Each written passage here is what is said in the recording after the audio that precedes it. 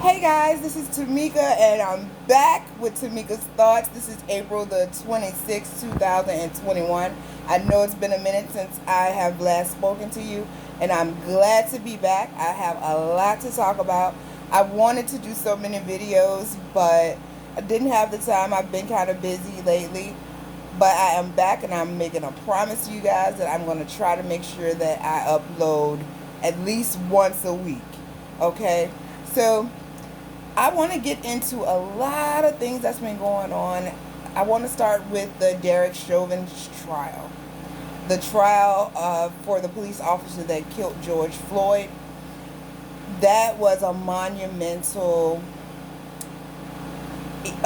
experience. Okay, so just to make sure everyone is aware, George Floyd was stopped or was detained for trying to pass a fake $20 bill off to a cashier at Cup Foods, a little convenience store.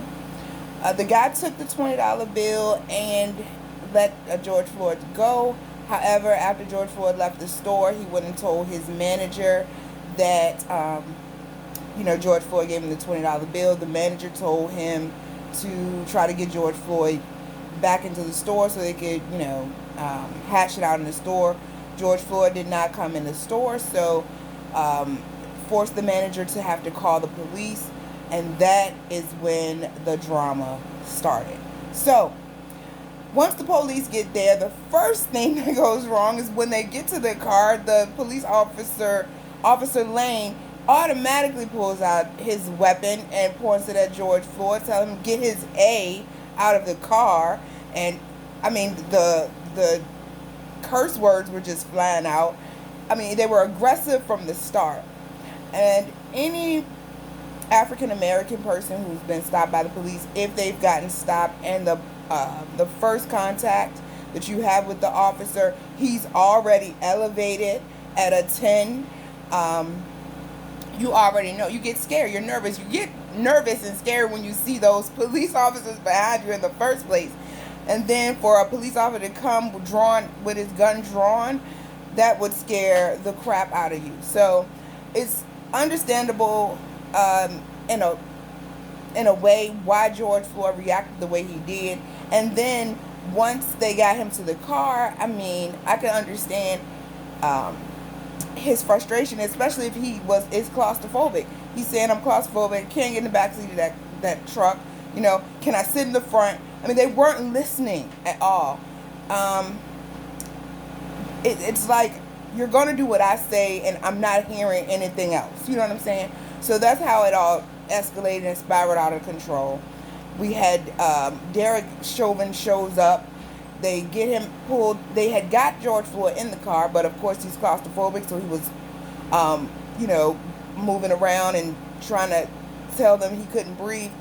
So when Derek Chauvin gets there, they pull him out. That's when Derek Chauvin starts to kneel on his neck for 9 minutes and 29 seconds. Now, I know everyone who may not have been following the trial thinks it was 8 minutes and 46 seconds. No. The 8 minutes and 46 seconds was the length of the young lady's video who went viral. He was actually on George Floyd's neck and back for 9 minutes and 29 seconds. Now, I followed the trial. I watched every day of the trial. I watched all of the witnesses. I think the prosecution did an amazing job. I think the jury saw through the nonsense of the defense, because even the defense was trying to say maybe he died of a drug overdose, maybe he died of a heart attack. Even if he was having those complications, at the end of the day, it is the police officer, if they have him in custody, it's their duty to give him medical attention. So it would still be his fault. It would still be his fault because he didn't give the man medical attention when he needed it. So at the end of the trial, before the verdict came out, I was thinking, I know at least manslaughter. He's going to have to be found guilty for at least the manslaughter charge. When the jury came back, and I actually was going to do a video for you guys, going over right before the verdict came out. I was going to go over the charges, what the charges were, and why I thought he would at least be charged with found guilty of one, and if he was charged found guilty of the third-degree murder, he would definitely be found guilty for the manslaughter charge, but at least the manslaughter charge. Now the second-degree murder charge, that one was a little harder to prove, and the reason being is because they would have had to say he intended to assault George Floyd during that stop, and so he intended to commit a felony assault, which ended up in murder. So that one was a little hard to prove, but evidently the prosecution proved it. I think they did too, but then that one could have went either way. You know what I'm saying? Because they would have had to know what Derek Chauvin was thinking at the time. I think what got across and got him found guilty of that was the way that he was looking at the bystanders when they were videotaping, and the way he, when the other officer on the scene told him, hey, I think we need to turn him on his side, and he was like, no, we're going to leave him like this. Those things kind of proved the second-degree murder. So I think, that helped, and that helped the jury come up with that guilty verdict for the second degree, which I thought, yes, he was guilty of as well. But I knew it was going to be kind of harder to prove that one. So at first I was thinking, I don't know if he's going to be found guilty of that. But I'm so glad that he was, because he definitely needed to be found guilty. That was a murder, guys. Come to find out, after the trial, I didn't know that he had actually done the same thing to a teenager. A woman called the police because her teenage son was acting unruly against her, so she called the police on him. And when the police got there, it was Derek Chauvin, and he actually put his knee on this teenage boy's neck for 17 minutes. Okay, so this is something he does. This is like his thing. He is excessive. He uses excessive force for no reason all the time. So, that's his MO. He was finally videotaped doing it, and that's, I think justice was definitely served. Now that I've said all that, this is what I want to get to. That was caught on tape. That was a tragedy. That was clearly murder. Okay? However, I don't want you guys to fall victim to what is the propaganda that's being pushed right now. Okay? The United States is at a tipping point. It's like it's sitting on a powder keg right now, okay? At any moment, this country is going to blow its top, and they're going to implement martial law, okay? I just want us to be careful. Let's not fall into hopping on the bandwagon with all of these police shootings. We know that the police are how they treat us. We already know. It is fair for us to want to do the right thing, but let's not jump on the bandwagon of everything that's going on. It's like day after day, they're showing us a police that has shot someone else.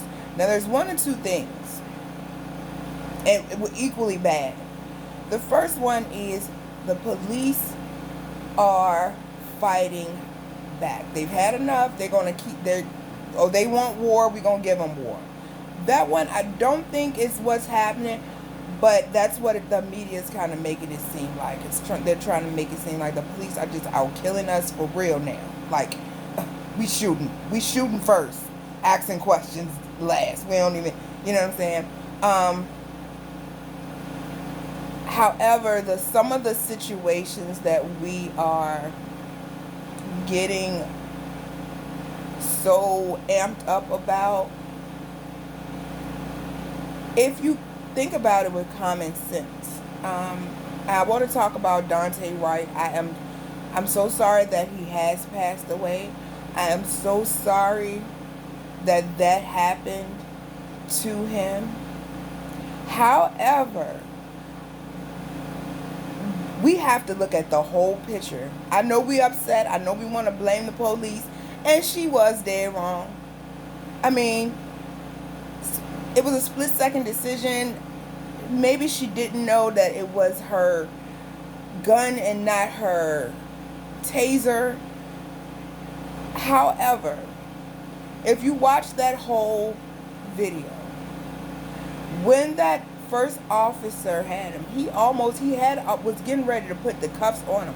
Like, why did you decide at that point that it would be a good idea, knowing that the cops have been trigger happy lately, or they are trigger happy, and you live in that area, so you know what the cops will and won't do? Like, why would you decide that trying to hop back in your car while they have already got your hands behind your back about to put the cuffs on was a good idea? He has to take accountability for that, people. I don't want to give the police officer a pass. However, it was a split-second decision, so I can see both sides, and I can see why she may not be charged with murder. Okay, if she's not charged with murder, then we cannot really be upset, because she is what was within her rights to do as a police officer, what she did. Why would he think that was a good idea to try to get back in the car for a misdemeanor? He had a misdemeanor warrant. Your mom would have been down there. You were on the phone with her. Your mom would have been down to the jail to get you in about 30 minutes, bruh. Why would you think that was a good idea? Knowing it's a police officer on trial in your state right now for murder. You know, that didn't make sense. So people, let's not fall victim, because that was dumb what he did. Okay, so I can't really back him, because it was a misdemeanor charge, sir. You could have just let them put you in those cuffs and went down to the station. Your mom was on the phone. She would have probably met you down there. I'm just saying. Okay, so please, don't get me wrong. I do understand the hurt. I do understand the pain of his parents. He was 21 years old. I understand that pain. I do. But I can't, me being a logical person, I cannot just want this lady to go to jail for murder. Looking at the entirety of that video. The next one is that young lady, the 16-year-old. Oh my goodness. My heart feels for that young lady, if she is the one that actually called the police. Oh my gosh. However, when the police arrived on the scene,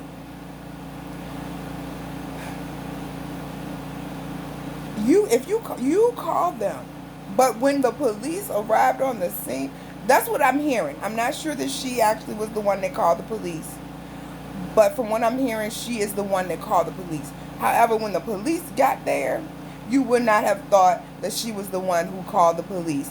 Why? Because she had just knocked one lady down, and she was going after another one with a knife. The police officer said, "Get down, get down." The police officer was on the scene. Stop. Like, stop. He's the police officer here now. You called him. We can stop.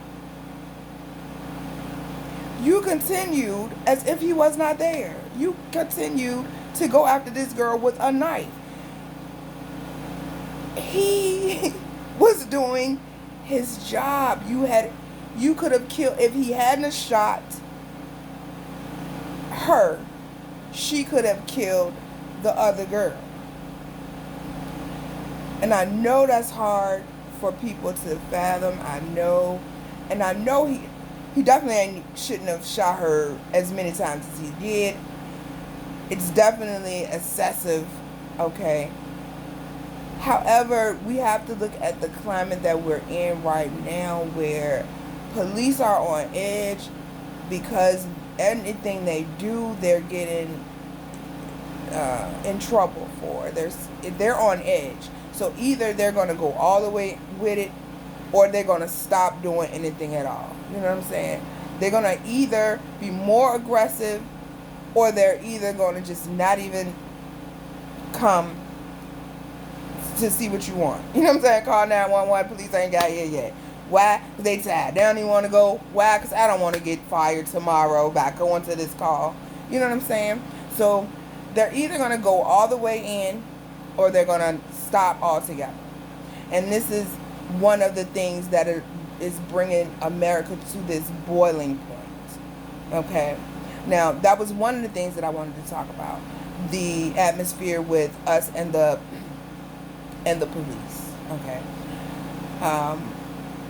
The police are getting agitated. Okay? So that's one aspect. You have African Americans. We're getting more agitated. Why? Because the media is showing us all of these videos. They're feeding it to us. They're making us want to act. They're making us get angry. They want us, the media wants us to get angry. They're pushing it. Okay? I just want you to kind of sit back and think about some of this stuff that I'm about to say, because it's very important. The media is pushing this in your face every day. They want you to be upset at the police. Okay? The people that support the police are getting angry when they're seeing some of these videos as well, because they're looking at it and saying, well, why would somebody hop in the car? What did they think was going to happen? So now they're going to start to, the people that back the blue are going to start saying, oh my God, we just going to say the police need to be locked up for anything. So that's an argument right there. Okay. They're also pushing the Asian community to feel threatened. So now the Asian community is getting agitated. Okay? Then you have the Caucasian community, the white man, the majority, who's not feeling like he's the majority anymore.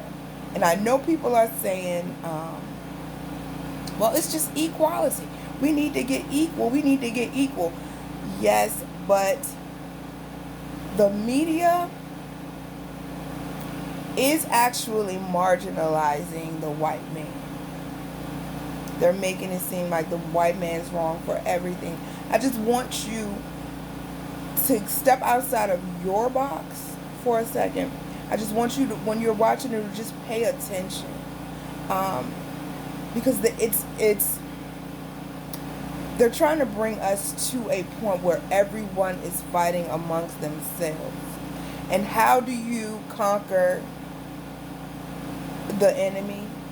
By making the enemy divided within itself. You break them down by having them fight each other. Then they can't think about fighting you. You know what I mean? Divide and conquer. That's the saying. Divide and conquer, and they are dividing us. Everyone is in their corner. Everyone only is thinking about what their agenda is. No one is looking at the bigger picture, noticing that the media is feeding you what you want to hear, to get you upset. They've got black people getting mad at the police.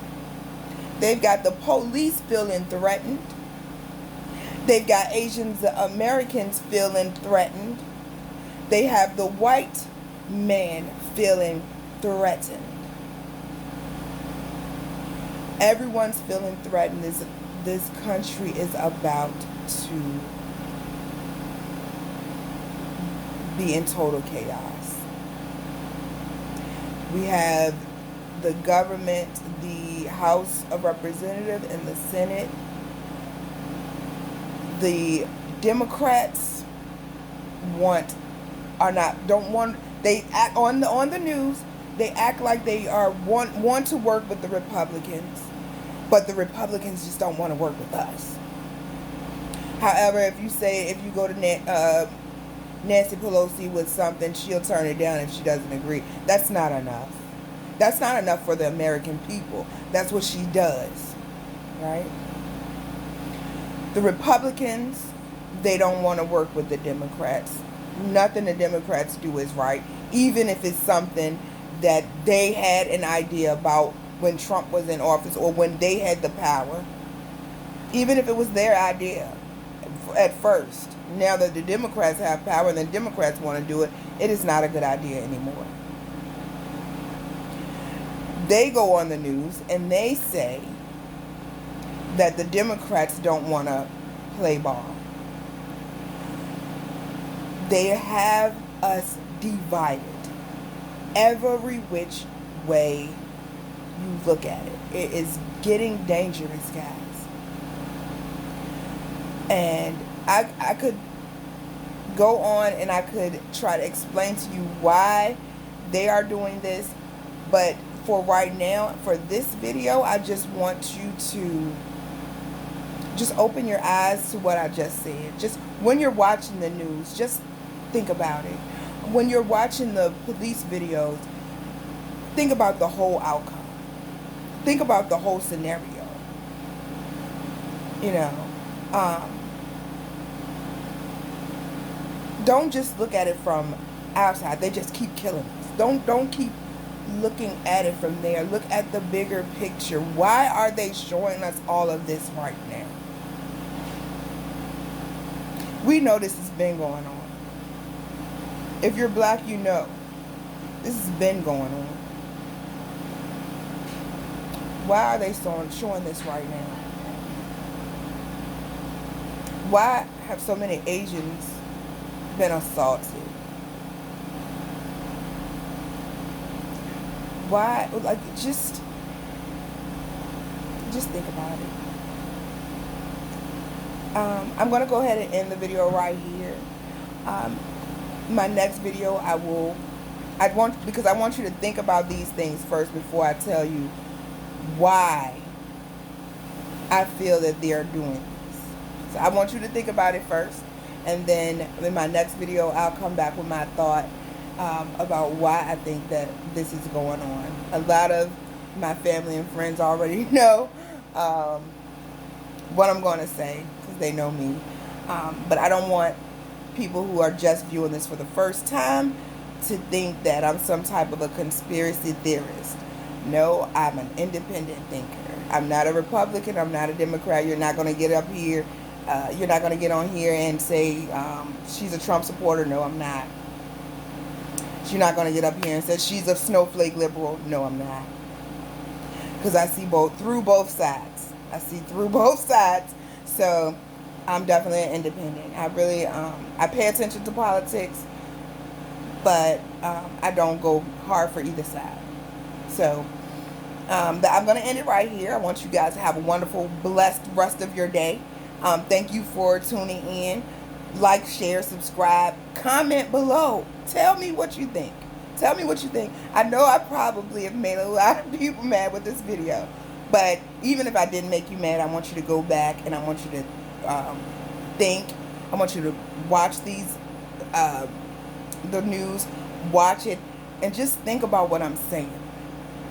But comment, like, share, subscribe. And until the next time, be blessed. Have a good night. Bye-bye.